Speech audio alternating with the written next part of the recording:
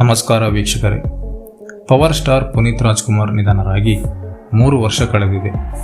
ಅಷ್ಟೊಂದು healthy life style ಇಟ್ಟುಕೊಂಡಿದ್ದಂತಹ ಪುನೀತ್ ರಾಜ್ಕುಮಾರ್ ಸಾವು ಇಂದಿಗೂ ನುಂಗಲಾರದ ತುತ್ತಾಗಿ ಪರಿಣಮಿಸಿದೆ. ಈ ಘಟನೆ ಆಗೋಕೆ ಕಾರಣ ಏನು ಅನ್ನೋ ಹುಡುಕಾಟ ಅಂದಿನಿಂದ ಇಂದಿನವರೆಗೂ ನಡೆಯುತ್ತಲೇ ಇದೆ. ವ್ಯಾಯಾಮ ಮಾಡಿ ದೇಹವನ್ನು ಹುರಿಗೊಳಿಸಿ ಎಂದು ಸಲಹೆ ನೀಡುತ್ತಿದ್ದವರೇ ಉಲ್ಟಾ ಹೊಡೆದು ಅತಿಯಾದ ವ್ಯಾಯಾಮವೇ ಇದಕ್ಕೆಲ್ಲ ಕಾರಣ ಎಂಬ ಮಾತನ್ನು ಕೂಡ ಹೇಳಿಯಾಗಿದೆ. ಇನ್ನು ವೈದ್ಯ ಲೋಕದ ವಿವರಣೆಯೇ ಬೇರೆಯಾಗಿದೆ. ಇದೆಲ್ಲದರ ನಡುವೆ ಇತ್ತೀಚೆಗೆ ಪುನೀತ್ ಅವರ ಸಾವು ಒಳಗೊಂಡಂತೆ ಭಾರತದಲ್ಲಿ ಹೆಚ್ಚಾಗಿ ಆರೋಗ್ಯಕರವಾಗಿರುವ ಯುವಜನತೆಯಲ್ಲಿ ಕಾಣಿಸುತ್ತಿರುವ ಹೃದಯಾಘಾತ ಆಧಾರಿತ ಸಾವುಗಳಿಗೂ ಕೊರೋನಾ ಲಸಿಕೆಯ ಅಡ್ಡ ಪರಿಣಾಮಗಳೇ ಕಾರಣ ಎಂಬ ಮಾತು ಎಲ್ಲೆಡೆ ಹರಡುತ್ತಿದೆ. 2021 ಏಪ್ರಿಲ್ 7ರಂದು ಪುನೀತ್ ರಾಜ್ಕುಮಾರ್ ಅವರು ಮೊದಲ ವ್ಯಾಕ್ಸಿನ್ ತೆಗೆದುಕೊಂಡಿದ್ದರು. ವ್ಯಾಕ್ಸಿನ್ ತೆಗೆದುಕೊಂಡ ಫೋಟೋವನ್ನು ಶೇರ್ ಮಾಡಿ, ನಾನು ಮೊದಲ ವ್ಯಾಕ್ಸಿನೇಷನ್ ತೆಗೆದುಕೊಂಡಿದ್ದೇನೆ, 45 ವರ್ಷ ಮೇಲ್ಪಟ್ಟವರು ವ್ಯಾಕ್ಸಿನ್ ತೆಗೆದುಕೊಳ್ಳಬಹುದು ಎಂದು ಪೋಸ್ಟ್ ಮಾಡಿದ್ದರು. ಈ ಪೋಸ್ಟನ್ನು ಈಗ ವೈರಲ್ ಮಾಡುತ್ತಿರೋ ಅಭಿಮಾನಿಗಳು ಕೋವಿಶೀಲ್ಡ್ ವ್ಯಾಕ್ಸಿನ್ನಿಂದ ಸೈಡ್ ಎಫೆಕ್ಟ್ ಆಗಿ ನಾವು ಪುನೀತ್ ಅವರನ್ನು ಕಳೆದುಕೊಂಡಿದ್ದೇವೆ ಎಂದು ತಮ್ಮ ಆಕ್ರೋಶವನ್ನು ಹೊರಗೆ ಹಾಕುತ್ತಿದ್ದಾರೆ. ಹಾಗಿದ್ದರೆ ಅಭಿಮಾನಿಗಳ ಆರೋಪ ನಿಜಾನಾ ಎಂಬುದನ್ನು ನಾವು ಈ ವಿಡಿಯೋದಲ್ಲಿ ನೋಡೋಣ. ಅದಕ್ಕೂ ಮೊದಲು ನಮ್ಮ ಚಾನಲ್ಗೆ ಯಾರಾದರೂ ಮೊದಲನೇ ಬಾರಿ ಭೇಟಿ ನೀಡ್ತಾ ಇದ್ದರೆ ತಪ್ಪದೇ ಸಬ್ಸ್ಕ್ರೈಬ್ ಮಾಡಿ. ಕೊರೋನಾ ಮಹಾಮಾರಿಯ ನಿಯಂತ್ರಣಕ್ಕಾಗಿ ಭಾರತದಲ್ಲಿ ಕೋವಿಶೀಲ್ಡ್ ಹಾಗೂ ಕೋವ್ಯಾಕ್ಸಿನ್ ಎಂಬ 2 ಲಸಿಕೆಯನ್ನು ನೀಡಲಾಗಿತ್ತು. ಅದರಲ್ಲಿ ಕೋವಿಶೀಲ್ಡ್ ಲಸಿಕೆಯಿಂದ ಮಾರಣಾಂತಿಕ ಆರೋಗ್ಯ ಸಮಸ್ಯೆ ಉಂಟಾಗುತ್ತದೆ ಎಂದು ಆಸ್ಟ್ರಾಜೆನಿಕಾ ಕಂಪನಿ ಇದೇ ಮೊದಲ ಬಾರಿಗೆ ಒಪ್ಪಿಕೊಂಡಿದೆ. ಈ ಲಸಿಕೆಯ ಅಡ್ಡ ಪರಿಣಾಮಕ್ಕೆ ಒಳಗಾದವರು ಹೂಡಿದ್ದ ಮೊಕದ್ದಮೆಯ ಭಾಗವಾಗಿ ಕಂಪನಿಯು ಲಂಡನ್ ಕೋರ್ಟ್ನಲ್ಲಿ ಈ ಸತ್ಯವನ್ನು ಒಪ್ಪಿಕೊಂಡಿದೆ. ಹಾಗಿದ್ದರೆ ಕೋವಿಶೀಲ್ಡ್ ಲಸಿಕೆಯಿಂದ ಉಂಟಾಗುವ ಅಡ್ಡ ಪರಿಣಾಮವೇನು ಎಂಬುದನ್ನು ನೋಡುವುದಾದರೆ, ಕೋವಿಶೀಲ್ಡ್ ಪಡೆದುಕೊಂಡವರಲ್ಲಿ ಅಪರೂಪದ ಪ್ರಕರಣಗಳಲ್ಲಿ TTS ಎಂಬ ಮಾರಣಾಂತಿಕ ಆರೋಗ್ಯ ಸಮಸ್ಯೆ ಉಂಟಾಗುತ್ತದೆ ಎಂದು ಹೇಳಿಕೊಂಡಿದೆ. ಥ್ರಾಂಬೋಸಿನ್ ವಿತ್ ಥ್ರಾಂಬೋಸೈಟೋಪೀನಿಯಾ ಸಿಂಡ್ರೋಮ್ ಎನ್ನುವುದು TTSನ ವಿಸ್ತೃತ ರೂಪವಾಗಿದೆ. ಥ್ರಾಂಬೋಸಿನ್ ಎಂದರೆ ರಕ್ತ ಹೆಪ್ಪುಗಟ್ಟುವಿಕೆ ಎಂದರ್ಥ. ಥ್ರಾಂಬೋಸೈಟೋಪೀನಿಯಾ ಎಂದರೆ ರಕ್ತದಲ್ಲಿನ ಪ್ಲೇಟ್ಲೆಟ್ಗಳ ಸಂಖ್ಯೆಯು ಕಡಿಮೆಯಾಗುವುದು ಎಂದರ್ಥ. ಹೀಗೆ ರಕ್ತವು ಹೆಪ್ಪುಗಟ್ಟುವ ಜೊತೆಗೆ ಪ್ಲೇಟ್ಲೆಟ್ ಸಂಖ್ಯೆಯು ಕಡಿಮೆಯಾಗುವುದೇ TTS. ಮೆದುಳು ಹಾಗೂ ಅನ್ನನಾಳ ಭಾಗಗಳಲ್ಲಿ ಸಾಮಾನ್ಯವಾಗಿ ರಕ್ತ ಹೆಪ್ಪುಗಟ್ಟುವುದಿಲ್ಲ. ಅಪಘಾತದಂತಹ ಹೊರಗಿನ ಪ್ರಭಾವದಿಂದ ಈ ಭಾಗಗಳಲ್ಲಿ ರಕ್ತ ಹೆಪ್ಪುಗಟ್ಟುತ್ತದೆ.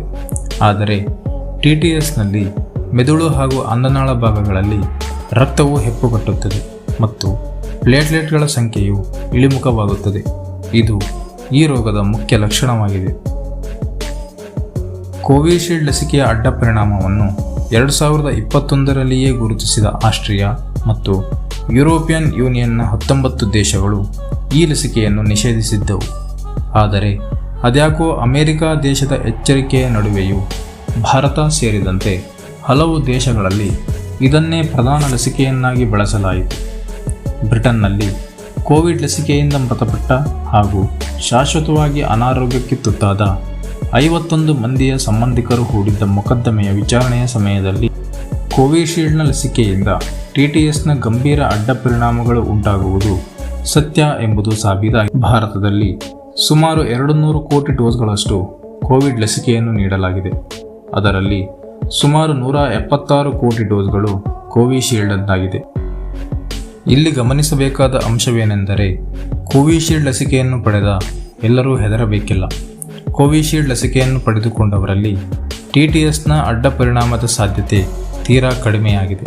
ಜೊತೆಗೆ TTS ಬಂದ ಪ್ರಕರಣಗಳೆಲ್ಲ ಸಾವು ಸಂಭವಿಸುವುದಿಲ್ಲ. ಹೀಗಾಗಿ ಕೋವಿಶೀಲ್ಡ್ ಲಸಿಕೆ ಹಾಕಿಸಿಕೊಂಡವರು ತಮಗೆ ಏನಾಗುತ್ತದೋ ಎಂದು ಹೆದರುವ ಅಗತ್ಯವಿಲ್ಲ ಎಂದು ವೈದ್ಯರು ಹೇಳಿದ್ದಾರೆ. ಲಸಿಕೆ ಪಡೆದುಕೊಂಡವರೆಲ್ಲ TTS ಬರುತ್ತದೆ ಎಂದು ಹೆದರಬೇಕಿಲ್ಲ. ಜೊತೆಗೆ ಈ ಅಡ್ಡ ಪರಿಣಾಮ ತಲೆದೋರುವುದು ಲಸಿಕೆ ಪಡೆದುಕೊಂಡ 3 ದಿನದಿಂದ 45 ದಿನಗಳ ಅವಧಿಯಲ್ಲಿ. TTSನ ಅಡ್ಡ ಪರಿಣಾಮಗಳು ಸಾವು ಸಂಭವಿಸುವಷ್ಟು ತೀವ್ರವಾಗಿ ಇದ್ದರೆ ತಕ್ಷಣವೇ ಸಾವು ಸಂಭವಿಸುತ್ತದೆ. ಹೀಗಾಗಿ ವರ್ಷಗಳ ಹಿಂದೆ ಲಸಿಕೆ ಹಾಕಿಸಿಕೊಂಡವರು ಈಗ ಹೆದರುವ ಅವಶ್ಯಕತೆ ಇಲ್ಲ. ಭಾರತದಲ್ಲಿ ಹಠಾತ್ ಕುಸಿದು ಬಿದ್ದು ಮೃತಪಡುವವರ ಸಂಖ್ಯೆ ಕೋವಿಡ್ ಸಾಂಕ್ರಾಮಿಕದ ನಂತರ ಬಹಳ ಏರಿಕೆಯಾಗಿದೆ. ಕಾಲೇಜು ವಿದ್ಯಾರ್ಥಿಗಳು, ಯುವಕರು, ಮಧ್ಯವಯಸ್ಕರಲ್ಲಿ ಇಂತಹ ಸಾವುಗಳು ಹೆಚ್ಚಾಗುತ್ತಿವೆ.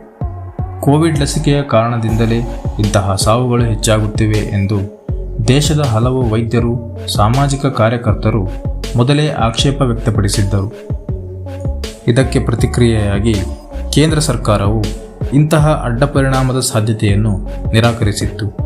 ಕೋವಿಡ್ ಲಸಿಕೆ ಕಾರ್ಯಕ್ರಮವನ್ನು ವಿಫಲಗೊಳಿಸಲು ವಿರೋಧ ಪಕ್ಷಗಳು ಸಂಚು ಹೂಡುತ್ತಿವೆ ಎಂದು ಆರೋಪಿಸಿತ್ತು. ಆದರೆ ಆ ಲಸಿಕೆಯನ್ನು ಅಭಿವೃದ್ಧಿಪಡಿಸಿದ ಕಂಪನಿಯೇ ಅಂತಹ ಅಡ್ಡಪರಿಣಾಮ ನಿಜ ಎಂದು ಒಪ್ಪಿಕೊಂಡಿದೆ.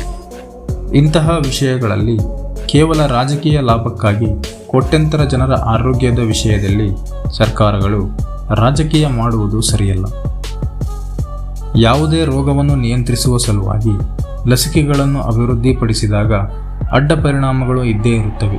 ಸರ್ಕಾರಗಳು ಲಸಿಕೆಯಿಂದಾಗುವ ಲಾಭ ಮತ್ತು ಅಪಾಯ ಎರಡನ್ನೂ ಪರಿಶೀಲಿಸಿದ ನಂತರ ಲಸಿಕೆಯನ್ನು ನೀಡಬೇಕು.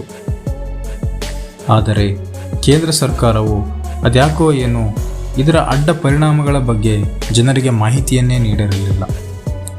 ಏನೇ ಆಗಲಿ, ದೇಶದ ಯುವಜನರಲ್ಲಿ ಹೃದಯಾಘಾತದಿಂದ ಆಗುತ್ತಿರುವ ಸಾವಿಗೆ ನಿಖರ ಕಾರಣ ಇದೆ ಎಂದು ಹೇಳಲು ಯಾವುದೇ ಪುರಾವೆ ಇಲ್ಲ.